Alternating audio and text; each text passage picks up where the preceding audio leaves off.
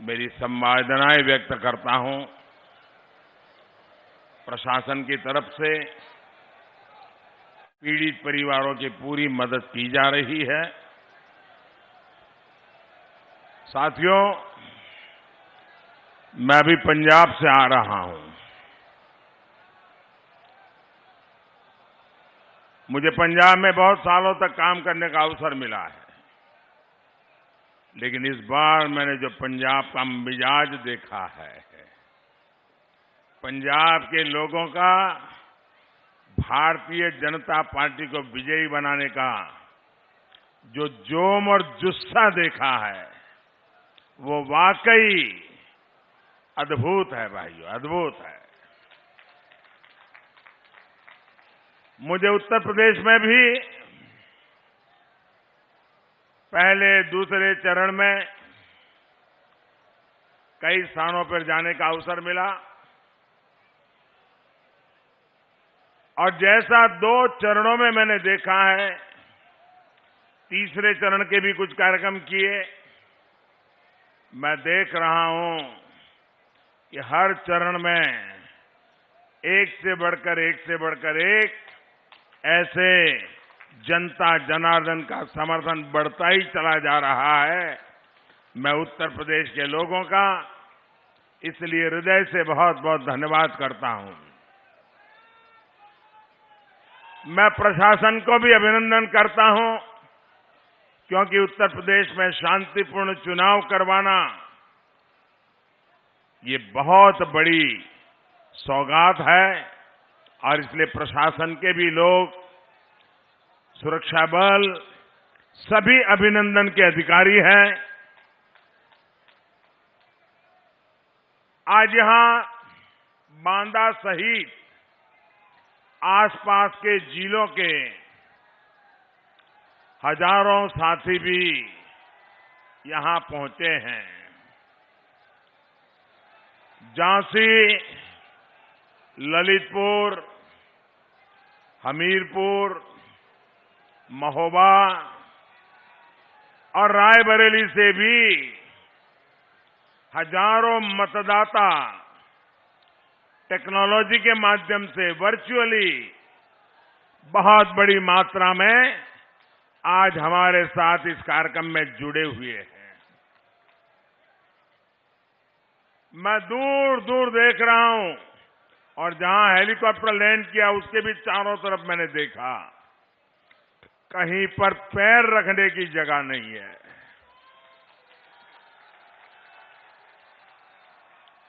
जहां मेरी नजर पहुंच रही है, लोग ही लोग नजर आ रहे हैं। आपका ये प्यार, इतनी बड़ी तादाद में आप सब हम लोगों को आशीर्वाद देने के लिए आए, मैं आप सभी का हृदय से धन्यवाद करता हूं, आप सबका अभिनंदन करता हूं। साथियों, ये धरती वीर वीरांगनाओं, मेहनतकश किसानों, कारीगरों की ये धरती है। यहां का 52 इमली पेड़ स्वतंत्रता आंदोलन में इस क्षेत्र के योगदान का जीवंत उदाहरण है। आपका जो ये उत्साह है, उसमें आने वाले 5 चरणों के नतीजों की भी एक झलक दिखाई दे रही है। सारे वाद, सारे विवाद एक तरफ और राष्ट्रवाद एक तरफ। यूपी के लोगों ने ठान लिया है कि होली आने से पहले 10 मार्च को ही रंगों वाली होली धाम धूम से विजय की होली मना लेंगे। भाइयों और बहनों, फतेहपुर, बुंदेलखंड के क्षेत्र में पराक्रम, वीरता, ये यहां के लोगों की नसों में है, खून में है।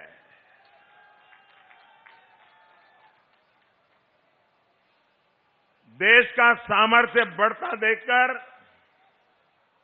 यहां के लोगों का उत्साह बढ़ जाता है, लेकिन ये जो यूपी के गौर परिवारवादी हैं, उन्हें देश का पराक्रम कभी अच्छा नहीं लगा।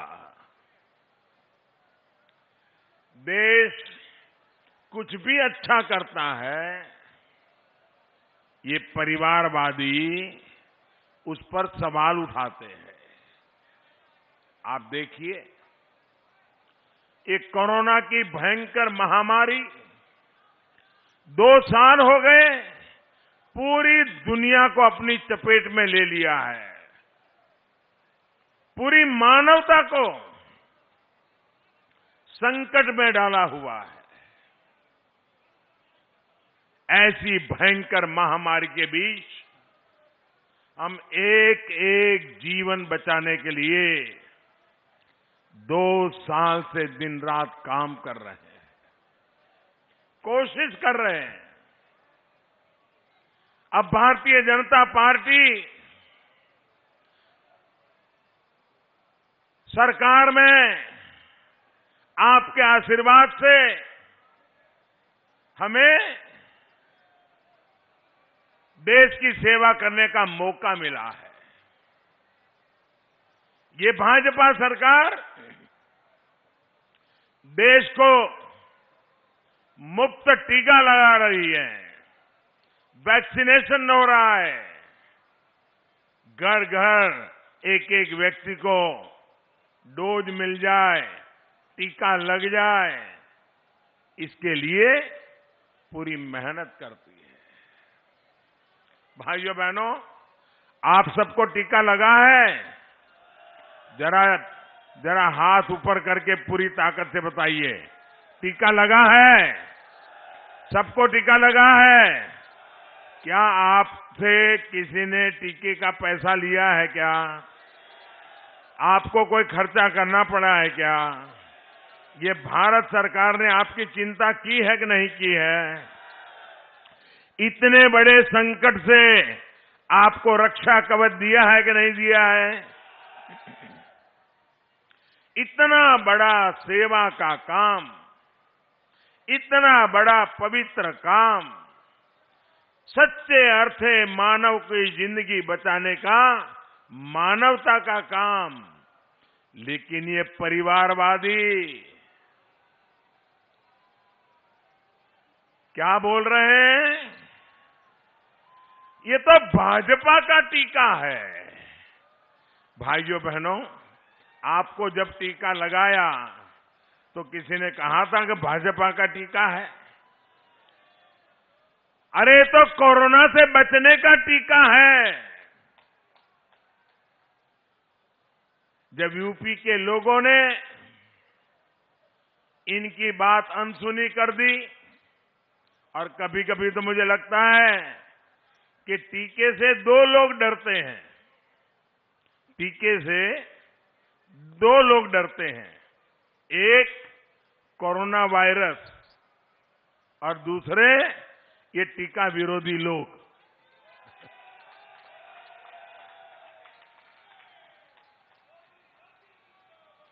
रिकॉर्ड वैक्सीन लगवा ली, तो अब इन्होंने क्या शुरू किया है कि सरकार, हमारा गरीब देश है, ये टीकों के पीछे इतना सारा खर्चा क्यों कर रही है?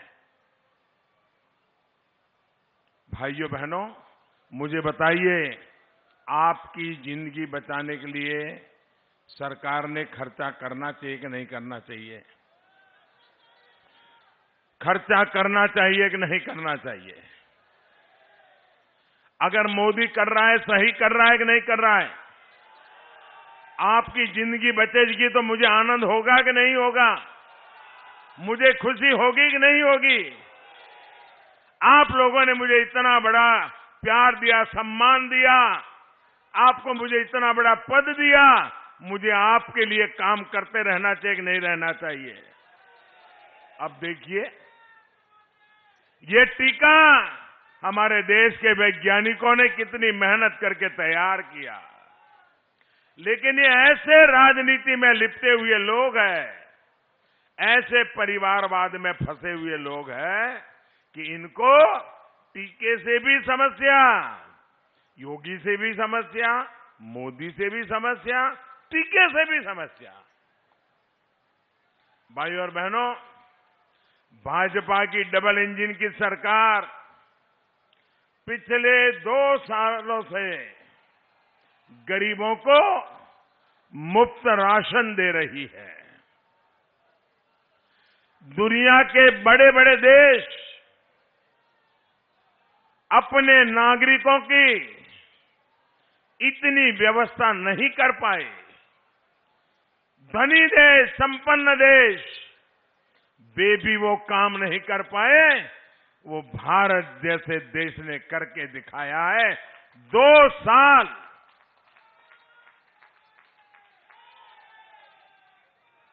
भाइयों बहनों,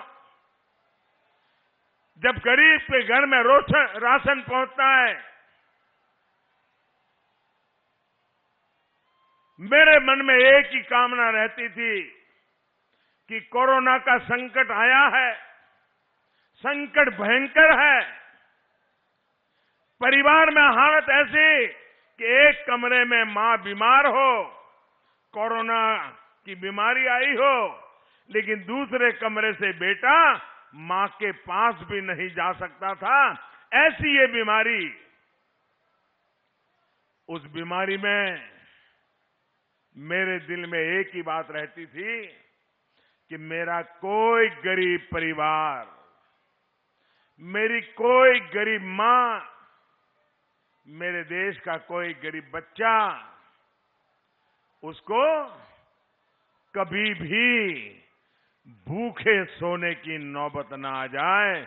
कोई मेरा ऐसा गरीब परिवार न हो उसके घर में चूल्हा न जलता हो भाइयों। लेकिन जब भारत इतना बड़ा काम कर रहा है तो ये लोग मुफ्त राशन देने वाली इस योजना पर भी सवाल खड़े कर रहे हैं। और इसलिए भाइयों बहनों, मैं आज आपके बीच आया हूं इन लोगों से सतर्क रहने के लिए, आपको जगाने आया हूं कि ये लोग ऐसी ऐसी बातें करेंगे, ऐसी ऐसी हवाबाजी करेंगे, आपको गुमराह करने के लिए खेल खेलेंगे। ये ना गरीब का भला चाहते हैं और न ही ये देश का विकास चाहते हैं। भाइयों और बहनों, जब लाल किले से मैं पहली बार प्रधानमंत्री बना, लाल किले पर मेरा पहला भाषण था और मैंने लाल किले से जो भाषण दिया, देश में माताओं, बहनों, बेटियों की पीड़ा को दूर करने के लिए, शौचालय बनाने के लिए।